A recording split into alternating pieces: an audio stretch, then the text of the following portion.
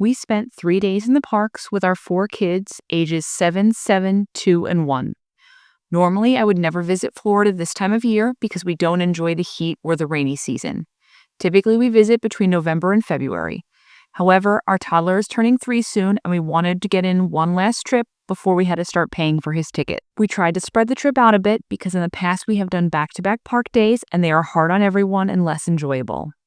We started with our first day at Magic Kingdom on a Friday. We did almost 17,000 steps and around 7.5 miles. Our eldest twins were able to keep up with the walking on this trip and didn't need any extra breaks.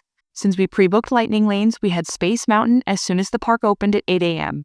We split our group as the little ones couldn't ride and after headed over to the kids' favorite breakfast spot, Sleepy Hollow, for chocolate waffles. We then kept walking over towards Pirates of the Caribbean, but made a quick stop to ride the magic carpets.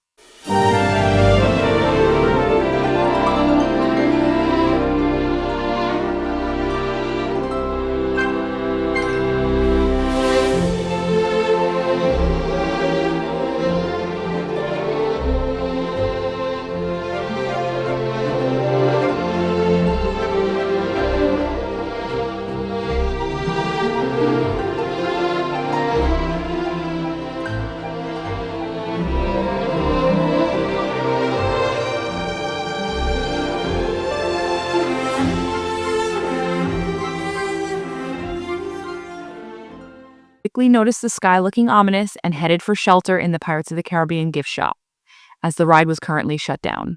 Shortly after the rain started, the ride opened back up. We covered the stroller with the rain cover and rode out the rest of the rain on the ride. Even though the rain had ceased, the storm seemed to have stalled over us.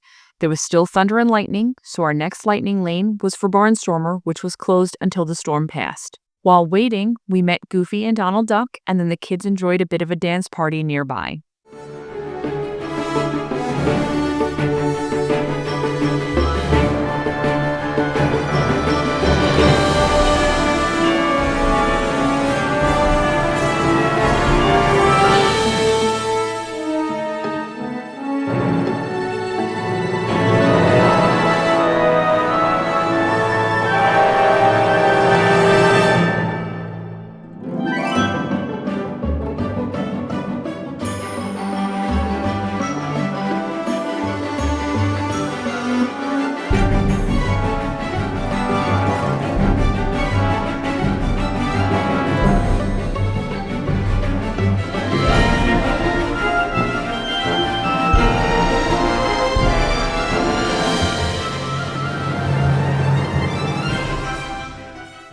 With the storm stalled, we moved on to the next rides, The Little Mermaid, Winnie the Pooh, and Peter Pan.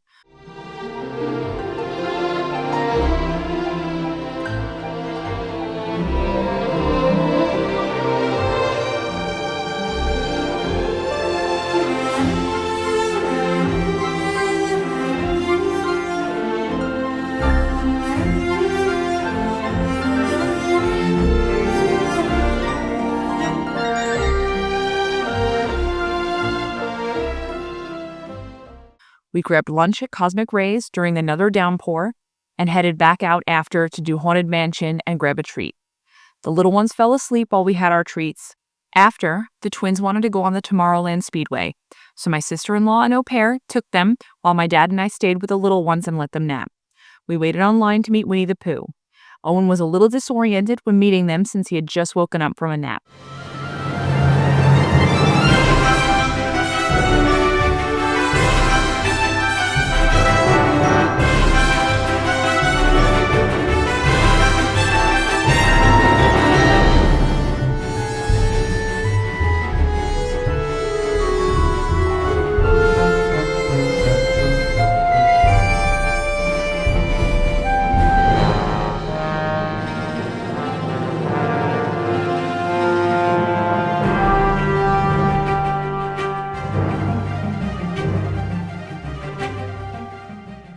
We met back up and were finally able to ride Barnstormer and Dumbo.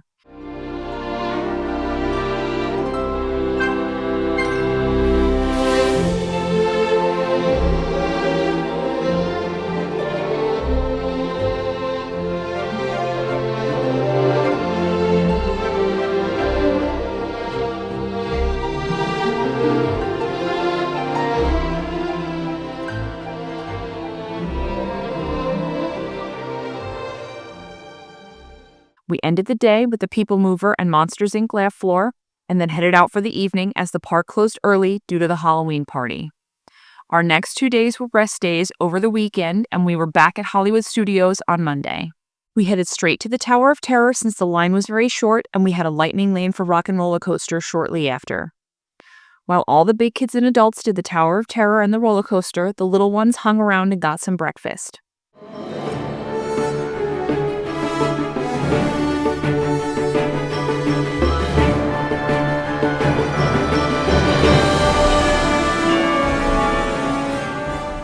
We then walked over to meet Olaf, which was a quick 5-minute wait.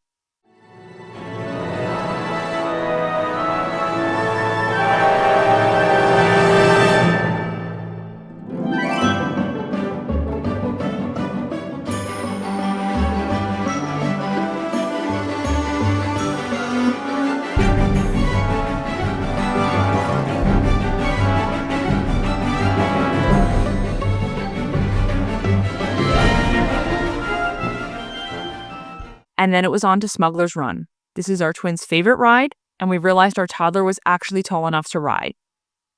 After this, there was a rainstorm, which picked up pretty heavy rain. We had no choice but to walk through the downpour and to find cover to get some lunch. We were all completely soaked, but after we ate, the rain let up, and we walked back to Toy Story Land to do Toy Story Mania before calling it a day at Hollywood Studios. We got back in the car and headed to Magic Kingdom. Once again, we went back to Storybook Treats and got ice cream before our lightning lane for 7 Dwarfs Mine Train. Since we needed to split up because the baby couldn't ride, I took her on the carousel while waiting, and the toddler was napping.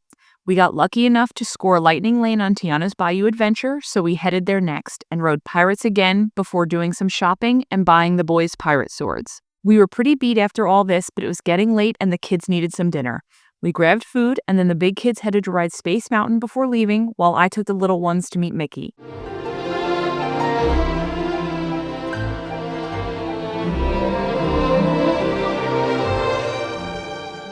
We got home and did a little prep for the next day before crashing. It was another early day headed off to Epcot. We got a quick picture in front of Spaceship Earth. We walked to Norway for some Viking coffee, the Frozen ride, and some Olaf shopping for the baby. Then it was breakfast on the way to Mission Space. Our toddler was a bit too short to ride, but we discovered an indoor play area inside the pavilion, air-conditioned with activities for all ages and seating for adults. It was a perfect break spot. After letting the kids play, we had lunch and made our way to Mexico. Another storm threatened, so we lingered there until it passed.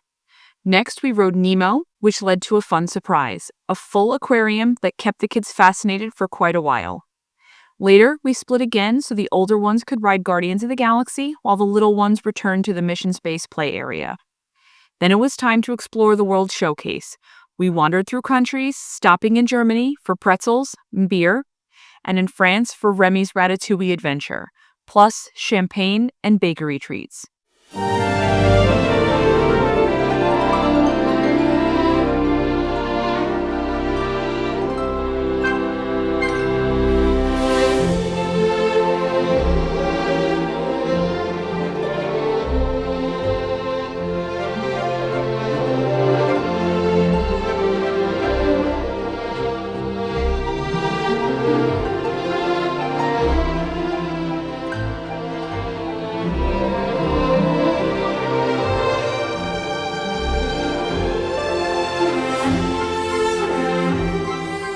We even wrapped up with Test Track, a quick dinner for the little ones, and finally, Soarin'. Since we couldn't all ride together, I opted out and instead took the little kids to meet Mickey and friends before heading out.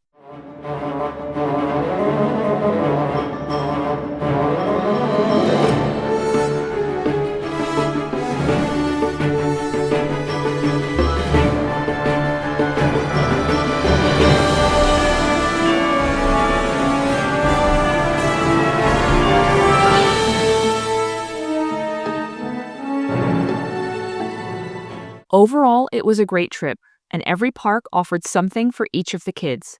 Magic Kingdom is the most little kid-friendly, but our toddler was able to enjoy plenty of rides everywhere, and the baby loved simply taking in the sights. Of course, there were a few meltdowns and tantrums along the way, but they were short-lived and easily handled. With all the preparations we made, snacks, supplies, and systems, we had what we needed for almost every situation. That made the days run as smoothly as possible and let us focus on making memories together. Please like and subscribe to follow along for more.